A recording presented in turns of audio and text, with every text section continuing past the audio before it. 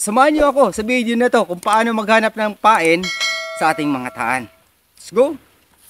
Dito sa dakong kapatagan na to, hindi basta-basta nawala ng bulate dahil sa malambot yung lupa rito. Iyan na, paparating na yung ating mga alagang manok, mga ka-dreamers.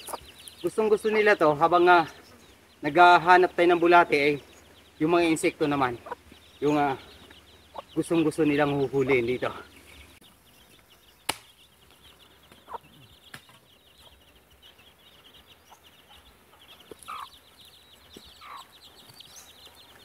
Ito na yung kauna-unahang bulate na nakuha natin, mga ka-dreamers. Sobrang laki. Ito yung perfect pain para sa mga igat. Ilalagay natin siya dito para magagamit natin mamaya. Lalagyan natin ng kaunting lupa kasi kailangan natin manghuli ng maraming pain. Hop, hop, hop.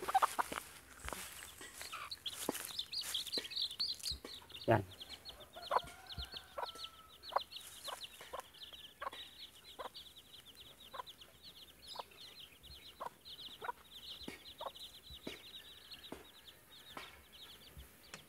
Walang kabusgan yung mga manok. Wala. Patay, gituloy niya. Wala na. Buhay ka pa. Na. Siyado kang matakaw kasi. Yan. Dako yung butsi oh. Yan. Takaw mo kasi sa uod. Ano? Buhay pa. Kaya mo pa. Kaya pa ha. Sige. Takaw mo sa uod kasi. Na. Burot mo na yung tiyan oh. Kwan oh. Kaya pa. Sige. Sige. Hanggat di ka himatayin di ka titigil.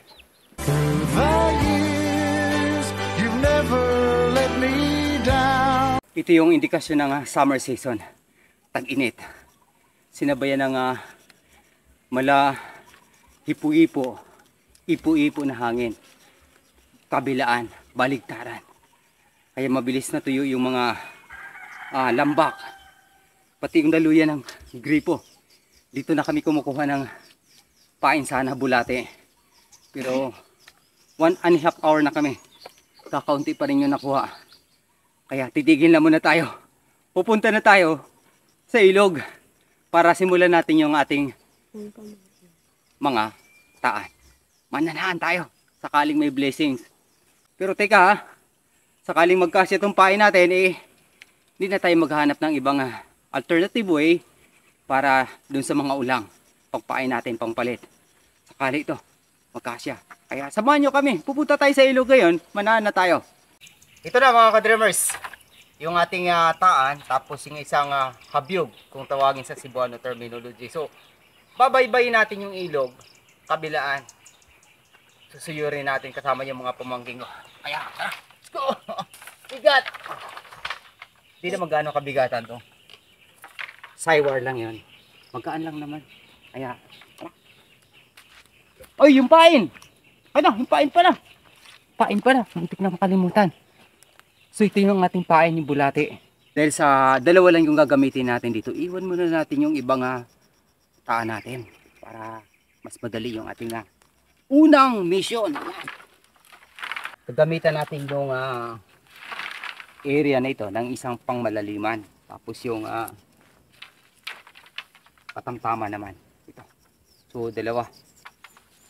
Ito pang igat, ito pang dalag, haluan sa Cebuano terminology. Subukan natin, sakali kumagat. Ito na mga ka-dreamers yung unang mission natin. Dalag, tapos yung isang taan natin pang igat.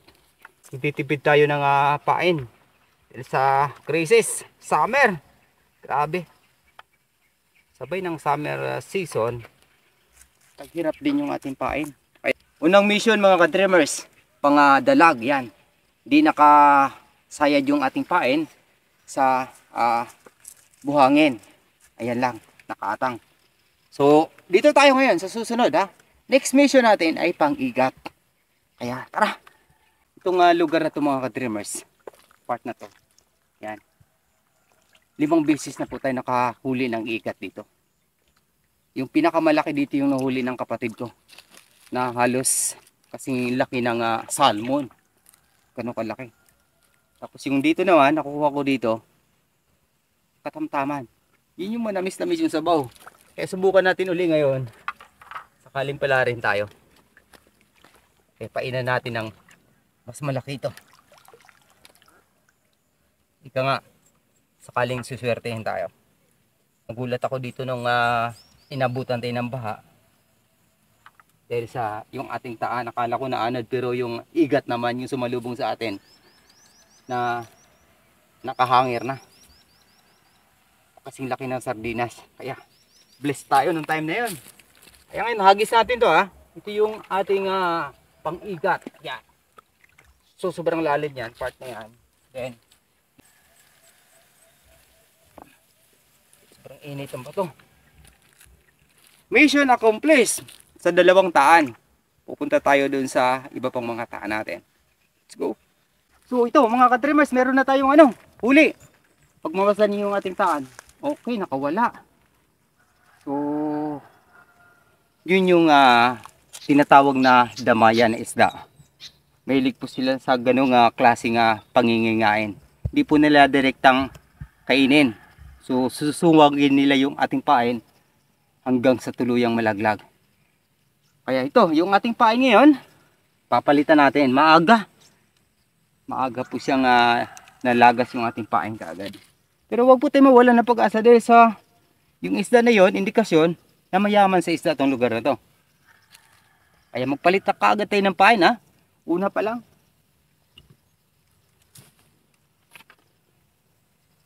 Damayan nga yan. Pakipost nga managa yan.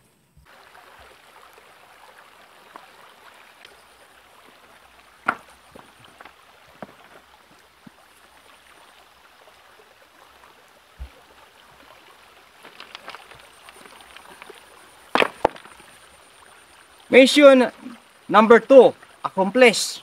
So, dalawang taan uli. So, ito na mga ka-dermers, mission accomplished. Yung ating 16 na taan, tapos isang habyog ay nailatag na natin. Dito sa tatlong parte ng ilog. Within the vicinity area sa ating munting sakahan.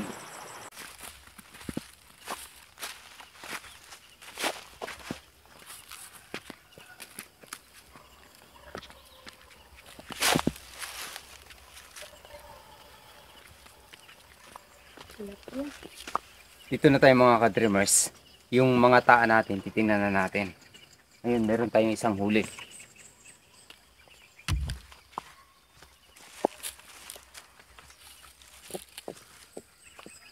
Ito na. Tilapia. Medyo may kaliitan siya. Yan. So, pasok na natin sa sibot. Ito yung pangalawang huli natin ngayong araw na ito. Tilapia pa rin.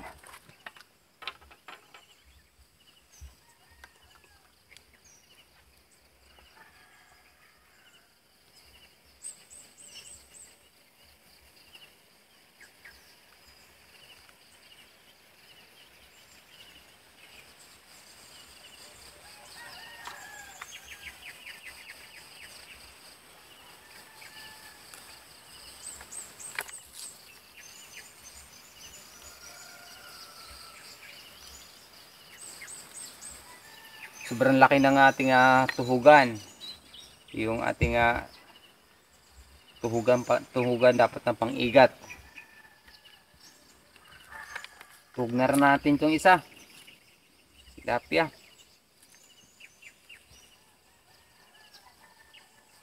Kaya nakadalawang piraso na tayo. Ito na yung huli natin ngayong umaga mga ka-dreamers. Yung blessings, ika nga na dumating sa atin. Mula doon sa ating 17 taan. 2 pirasong isda ngayong umaga na ito. So mula doon sa paghihirap natin, sa paghahanap ng paay natin, yung bulate, ito yon. Ito yung bunga ng ating pagsusumikap. Salamat sa Diyos, kahit papaano, mayroon tayong maisugba. Yan, maiihaw. Siguro hindi napapanahon. Kaya kung minsan, huwag po tayong mawawala ng pag-asa. Talagang ganyan yung buhay. Kaya kung pag-on ka pa sa aking YouTube channel, Dreams Visions TV, maaari nyo po akong tulungan sa pamamagitan ng inyong pag-follow at pag-subscribe. at sa hinaharap sa aking mga pangitaing panaginip ayon sa Biblia, mga tanda at kababalaghan bago ang dakilang araw ng Panginoong Hesukristo. Hanggang sa muli, maraming salamat sa pakikinig at pag-subscribe. Papuri sa Diyos, sa ngalan ng Ama, ng Anak, at ng Espiritu Santo. Amen. God bless!